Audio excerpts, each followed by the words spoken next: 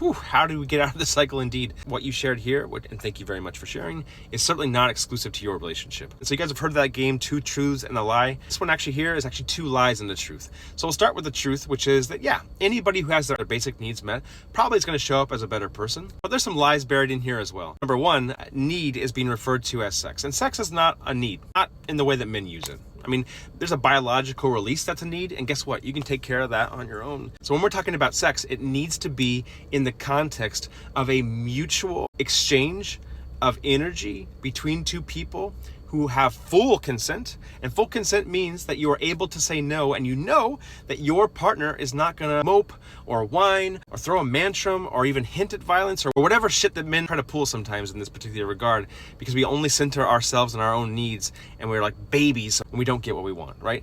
Like, women are not pacifiers. As a man, for a long time, I thought that I could use my partner to soothe me without any responsibility to address my internal root issues, my own worldview, which was problematic and toxic, that said that men were to be held in higher esteem than women because we had different skill sets, right? No, all of that is garbage. We need to look at what our actual needs are.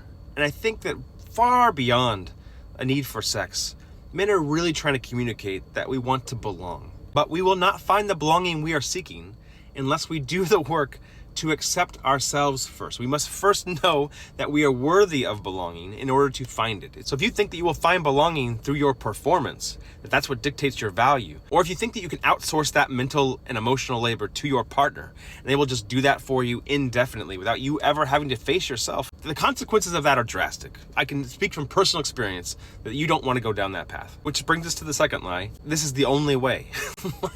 Oh my gosh, the degree to which I really believe this, and I can see this so clearly in so many men still, that the people who are not using common sense are the folks who just don't agree with our worldview, not understanding that our worldview is toxic and limited. Like my partner likes to say, there are always more possibilities than there are limits. And when she first started telling me this, I said, no, because of course I did.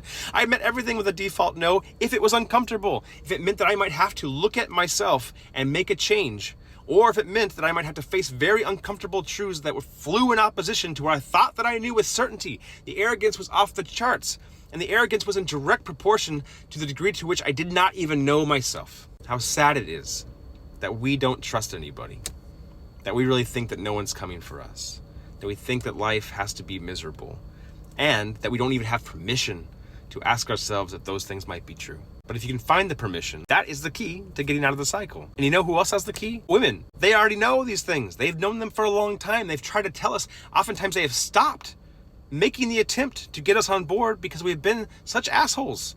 So let's just stop for a second and take a deep breath, back up, let's rewind the tape on all the things the women in your life have tried to tell you, tried to tell me, that we pushed away and dismissed, because there's a gold mine there that will really kick off the healing process.